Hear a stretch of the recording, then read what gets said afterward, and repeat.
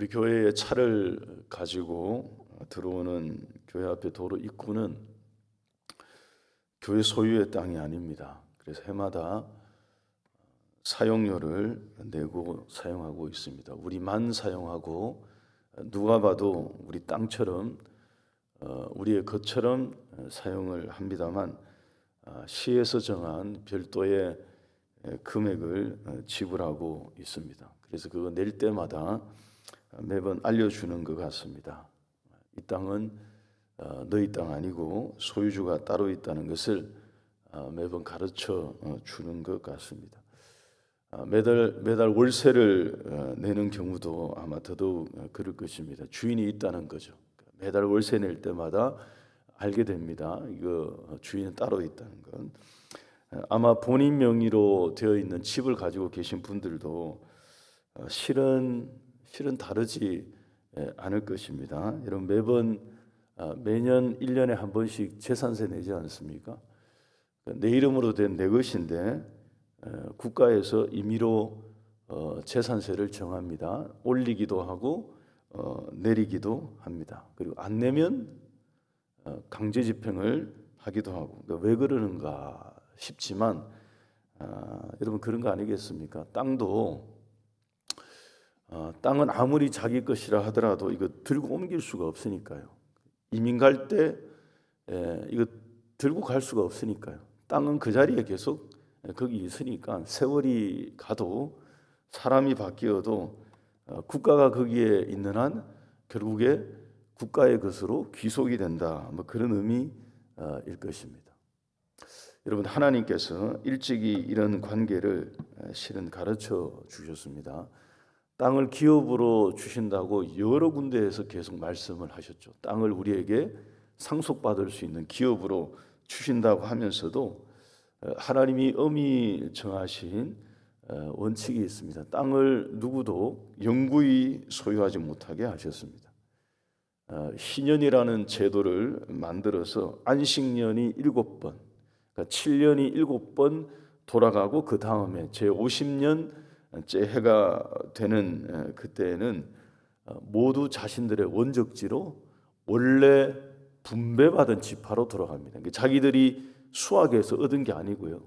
자기들의 노력으로 그 땅을 차지한 게 아니라 하나님이 제비 뽑아서 그야말로 나누어 주신 은총이죠. 거기로 이제 다 돌아갑니다. 경작하고 있던 경작지는 멈추게 합니다. 일정 기간 동안. 그리고 노예나 뭐 이런 채무자들 이런 사람들은 그들에게 지워져 있던 제약 사항이 다 말소되었습니다.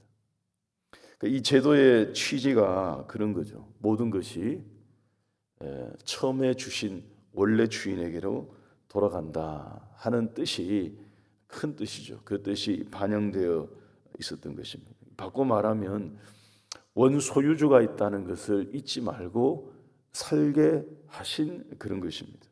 로마서 11장 36절 말씀에 이는 만물이 주에게서 나오고 주로 말미암고 주에게로 돌아감이라. 그에게 영광이 세세에 있을지어다 라고 하신 이 말씀들이 실은 그런 것과 다 관련이 있는 것일 겁니다. 오늘 본문 22절 한번 보십시오.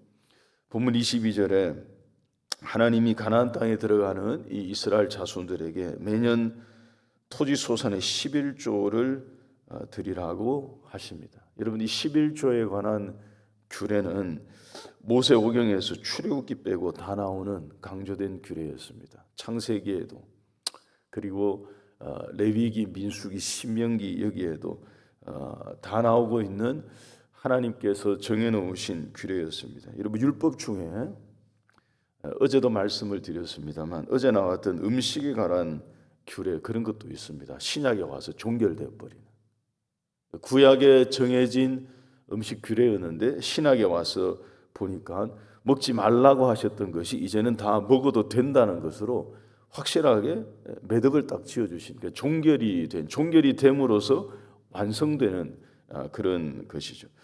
그런 바뀐 사례도 규례도 있습니다만 어떤 것은 성경 전체에서 해석이 필요한 것도 있고요. 어떤 것은 신약에 와서 더 어려워진 것도 있습니다. 실은 보게 되면 어려워진 게 더 많아 보이는 점이 있습니다. 이전에도 한번 말씀을 드렸습니다만 예수님께서 산상수훈을 말씀하실 때 이런 것을 가르쳐 주셨죠. 옛사람이 말한 바 이러이러하라고 얘기했는데 나는 너희에게 말하는데 이것을 이렇게 하라라고 말씀해 주신 몇 가지들이 있습니다.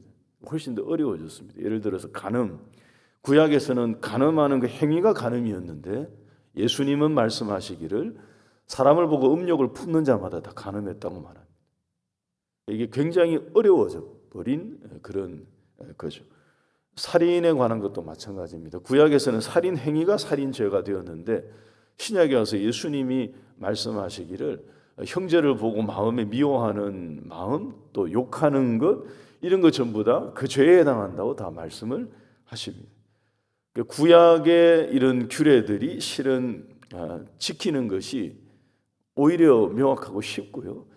신약의 말씀을 구약의 규례처럼 지키겠다고 하면 굉장히 어려운 문제가 되는 것입니다. 여러분, 이 11조에 관해서, 이 11조 헌금에 관해서 예수님의 가르침은 없습니다. 근데 이 헌금에 관한 규례도 마찬가지로 신약에 와서 신약의 말씀들을 보게 되면 이게 더 부담이 되고요, 더 무거워진 것이 사실입니다. 예수님께서 말씀하시기를 가이사의 것은 가이사에게 주고 하나님의 것은 하나님에게 드리라라고 말씀해 주심으로 국가에 대한 의무도 소홀히 하지 말고 하나님에 대해서 드릴 것을 소홀히 하지 말고 마땅히 드리라고 실은 가르치셨습니다. 심지어는 11조에 대한 말씀은 없지만 그것보다 훨씬 더 어려운 어떤 행위를 보이셨습니다. 성전에 올라가셔서 헌금함이 이렇게 있으면 헌금함 마주 앉으세요. 예수님께서 복음서에 보게 되면 헌금함 마주에 앉아서 사람들이 쭉 들어오면서 헌금함에 헌금을 드리는 것을 예수님이 지켜보십니다. 지켜보고 계시다가 한 부유한 사람이 와서 많이 헌금함에 헌금을 드리고 지나가고 난 다음에 가난한 과부가 와서 두렙돈을 넣는 것을 보시고 난 다음에 제자들을 부르십니다. 그리고 제자들에게 헌금 교육을, 소위 말해 헌금 교육을 그들에게 하십니다. 이 가난한 여인이 과부가 방금 전에 지나가서 많은 것을 넣은 저 부자가 넣은 것보다가 이 여인이 넣은 것이 더 많은 것을 넣었다라고 말합니다. 그러면서 설명하시기를 저 부유한 사람은 자기가 가진 많은 것 중에서 하나님 앞에 드렸지만 이 여인은 자기가 가진 모든 것 전부를 드렸다라고 말씀을 하십니다. 예수님께서 무엇을 강조하셨는지가 실은 되게 명확해집니다. 신약에 오면 이게 그래서 우리에게 이것대로 지키려고 하면 힘들어요. 전심을 요구하시거든요. 모든 것을 실은 요구하시는 것입니다. 아나니아와 삽비라의 사도행전에서 나오는 그 사건은 아주 정확하게 보여주는 일례죠. 여러분 11조로 보자면 아나니아와 삽비라가 11조보다가 10에 한 4, 5조는 드렸겠죠. 그런데 그게 큰 문제가 되어버렸습니다. 예수님을 찾아와서 영생에 대해서 물었던 한 청년이 부유한 청년이었습니다. 어떻게 하면 내가 영생을 얻을 수 있습니까? 제가 이것도 하고 저것도 하고 다 했습니다. 그럴 때 예수님께서 하신 말씀, 네가 가지고 있는 모든 소유를 다 팔아서 내려놓고 나를 쫓으라. 얘기는 네가 가진 모든 것을 하나님의 일을 위해서 드리고 나를 따를 수 있겠느냐 하는 것을 물어보신 거죠. 그러니까 하나님께 드리는 헌물, 헌금, 이 11조 이런 것에 관한 신약의 가르침을 전체적으로 문맥에서 우리가 발견한다 그러면 구약의 규례가 훨씬 쉬운 거죠. 10의 1조를 드리게 하시니 이게 실은 명확하고요. 우리에게는 되게 쉽고요. 실은 이게 차라리 감사한 거고요. 10의 1조를 요구하시니 신약에 나오는 이 가르침들은 하나님께서 우리에게 요구하신 우리의 마음과 같은 것입니다. 하늘의 보화를 쌓아두는 예수님께서 우리에게 가르치신 이 말씀도 동일한 것입니다. 그래서 온전한 마음, 신약에 오면 모든 것이 자유롭게 되었고 진리 안에서 모든 것이 다 풀린 것 같지만 실은 우리에게 큰 책임과 온전한 마음을 요구하신 하나님의 명령이 여기에 다 담겨져 있는 것입니다. 그러면 여러분, 하나님께서는 왜 처음부터 이런 10의 1조를 정하시고 명하셨을까라고 할 때 그 이유를 우리는 알 필요가 있습니다. 다음에 세 가지로 정리하십시다. 세 가지는 이것입니다. 고백, 감사, 배움. 오늘 본문에 나오는 내용 포함해서 이 세 가지 11조를 하나님이 처음부터 정하신 이유, 이 세 가지는 우리가 기억하십시다. 고백은 여러분, 모든 것의 주인 되시는 하나님의 주재권을 11조를 통해 고백하는 것입니다. 하나님은 이것을 우리에게 가르치고 있는 거죠. 신앙 행위를 우리에게 훈련시키는 그런 것입니다. 모든 것이 다 우리의 소유 같지만 우리가 가지고 있는 모든 것이 다 내 것 같고 우리의 것 같지만 우리의 것이 아닌 것임을 가르쳐 주는 것입니다. 본 주인이 위에 계신다 하는 것을 10의 1조를 드리게 함으로써 드릴 때마다 실은 가르쳐 주고 있는 것입니다. 여러분, 감사는 내가 얻고 수확하고 버려들인 모든 소산은 하나님의 은총임을 10의 1조를 통해서 표현하게 하신 것입니다. 여러분, 오늘 본문을 보시면 이 배경이 잔치거든요. 오늘 본문에 나오는 배경이 이게 축제입니다. 잔치, 축제. 26절과 27절 말씀 한번 보십시오. 26절과 27절을 보게 되면 그런 내용입니다. 함께 모여서 먹고 즐거워하고 뒤로 쭉 가면 그 내용이 그런 내용. 감사하고 축제하는 그곳에 11조가 드려지게 했던 것입니다. 주신 모든 것에 대한 감사를 담아서 함께 기뻐하는, 하나님께서는 이 10의 1조를 통해서 우리에게 하나님의 은총에 대한 감사를 고백하도록, 신앙을 표현하도록 요구하신 것입니다. 여러분, 세 번째는 이 1번과 2번을 통해서 항상 하나님을 경외하는 것을 배우게 한 것입니다. 여러분, 이것이 11조를 명하신 주된 취지이자 하나님의 원 뜻에 해당할 것입니다. 10의 1조를 드림으로써 모든 것이 하나님의 것입니다 하는 그 고백과 함께 주의 은총과 은혜로 살고 있음을 감사하면서 이것을 통해서 하나님을 경외하는 것을 우리로 하여금 배우게 하는 것입니다. 22절 23절 말씀 한번 보십시다.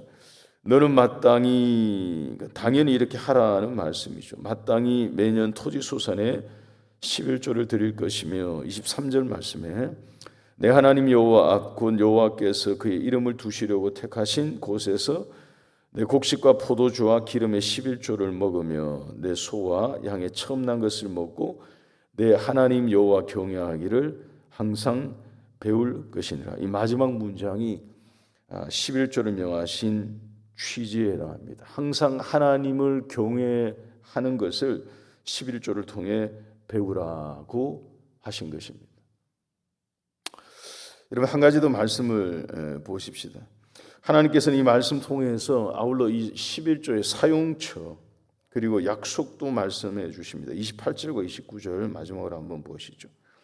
28절 29절 보시면 매 3년 끝에는 그의 소산의 10분의 1을 다 내어서 성읍에 저축하여서 29절 말씀에 너희 중에 분깃이나 기업이 없는 레위인과 내 성중에 거류하는 객과 및 고아와 과부들이 와서 먹고 배부르게 하라고 하십니다. 하나님이 땅에 기업을 주지 않은 레위인과 고아와 과부를 먹이는데 이 11조의 용도, 이 기능, 이 11조를 사용하라고 하신 것입니다. 그래서 이게 필요했던 거죠.